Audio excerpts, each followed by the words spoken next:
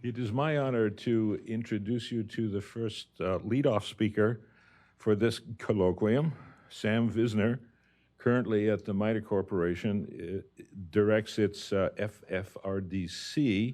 in National Cybersecurity for the National Institute of Standards and Technology. You can review his bio in your printed program. Prior to that position, he held very many distinguished positions in the government and industry. Sam is on the National Academy's Intelligence Community Studies Board, and he's on the faculty at Georgetown University. Sam and Steve Koonin, who you will meet a little later, both played instrumental roles in organizing this colloquium, and I thank them sincerely for their help. Thank you. Gentlemen, Sam? Okay, thanks. Since the panelists are all going to work from the panel, I thought I would just address you from up here, and thank you very much for that. Of course, you know what Churchill and Lady Astor said to each other, right? Oh, yes, what did she say? Mr. Churchill, you're such a horrible man. If I were your wife, I'd poison your soup. Madam, he replied, if you were my wife, I'd drink it. All right, well, hopefully we won't get to that point today.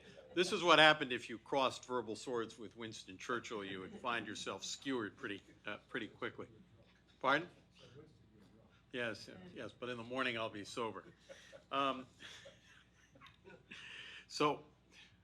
having managed that on a Friday morning, I am in fact pleased to welcome you to the Smart Cities Colloquium, organized by the National Academy of Sciences on behalf of the Intelligence Community Studies Board, or ICSB, just rolls right off the tongue. The ICSB serves as, quote, the convening authority, which means we have some authority, is that right?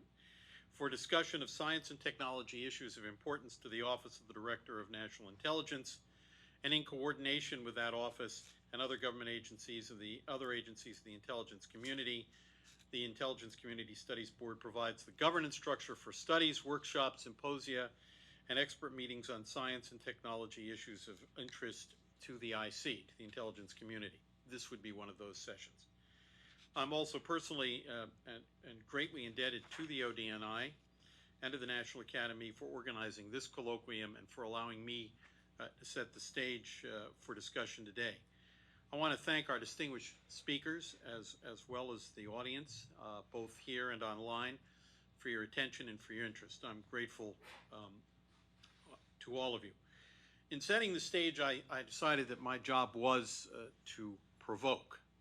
And for those of you who know me, you will say that that role comes all too naturally, and that maybe it should come less naturally. But I'm going to try and give you some thoughts to frame the discussion for our later and actually more distinguished speakers. We're hoping today to understand the experiences of cities that have attempted to implement smart cities technologies, as well as the national security and privacy implications of smart cities technologies. And the reason for the latter is that this is the Intelligence Community Studies Board. Let's be clear. The concept of smart cities, and I came up with my own layman's term, optimizing critical assets by using artificial intelligence and other technologies, is becoming a reality. This is not going to happen. It's happening. To some extent, it's happened already. Companies like Alibaba, whom we had hoped would join us today, are developing, commoditizing, and productizing these technologies, and they're taking to market smart cities technologies. So that's where we are. We're not talking about this, they're coming to market. People are selling them. In fact, these technologies developed in China are on offer beyond China. They may, as we say, be coming to a city near you, and I wouldn't be surprised. I think we have an exciting agenda today. Tariq Samad will discuss smart city technologies, and Steve Koonin will help us consider a case study, in this case, the experience of New York City. Hannah Hess, my former student, which means she is a person of exceptional virtue, of Georgetown University, will help us understand City Brain, Alibaba's smart city offering now on offer. And other speakers will take us through a number of these considerations, including Dr. Charles Harry, whom I see back there. Others will help us consider the economic, social, national security, and privacy aspects of smart cities. In considering how I would frame this discussion, I think we can consider smart cities technologies along three very high-level axes at least. And one can come up with a different architecture for thinking about this. This is just mine. It's not definitive. It's just, I had to come up with a way to think about this, so I broke it into three meta uber categories. So for the moment, let's think of the technological, the economic and social, and the national security and privacy axes that I think are important to smart cities. And you can come up with your own set. Your mileage may vary. In terms of the technological axis, smart cities depend on artificial intelligence to help make decisions that mediate the use of critical infrastructure, of critical resources such as transportation, energy, emergency healthcare, and maybe other resources. This AI relies in turn on data provided from numerous devices that sense or transduce to digital data of physical environment.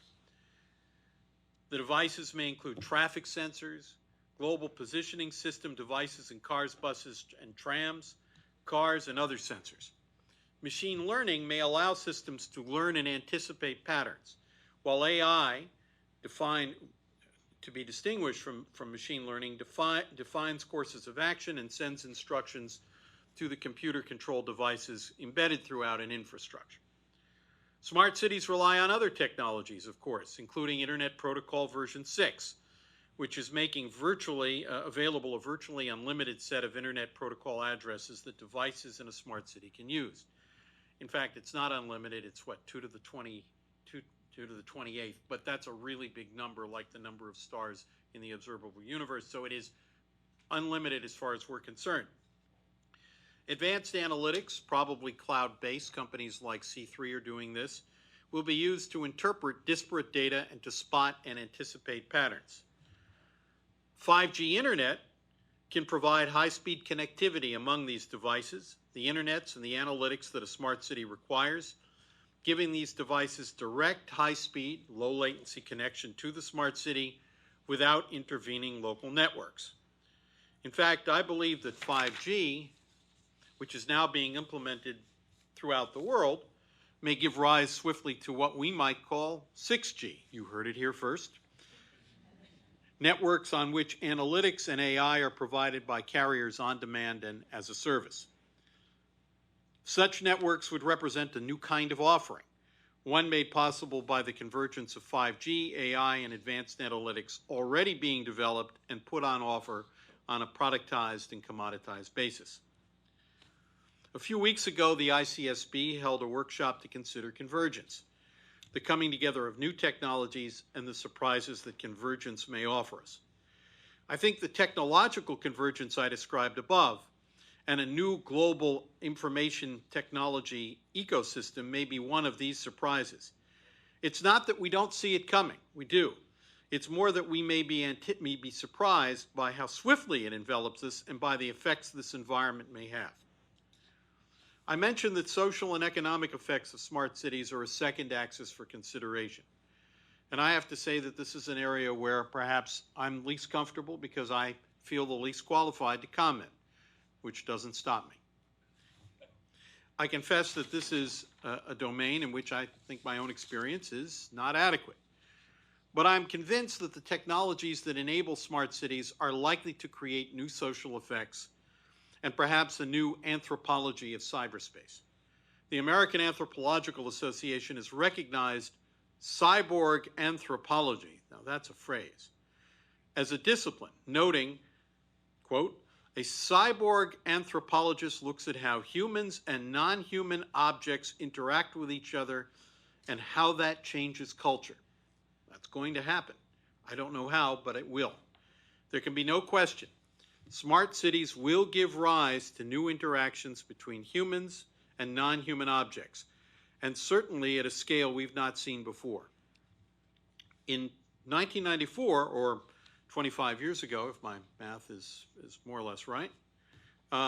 Carlos Escobar proposed the concept of cyberculture to, and let me use his words, analyze fundamental transformations in the structure and meaning of modern society and culture due to information and biological technologies. I think that was pretty prescient a quarter century ago. And he wrote a book entitled an essay that's really, I think, quite fundamental, called Welcome to Cyberia, C-Y-B-E-R-I-A. And I recommend you read it. It's dense and turgid and academic, but it's still worth reading, and I think one might enjoy it. What effects will smart cities, empowered by AI and other technologies, have on the structure and meaning of modern society and culture? I really don't know. But I suspect we're going to find out, and probably before we're ready to deal with the implications of these effects. The economic aspects of smart cities are perhaps just a bit more knowable. It's likely that we'll see more competition in the emerging market for smart cities technologies and the combined technology offerings that make smart cities possible.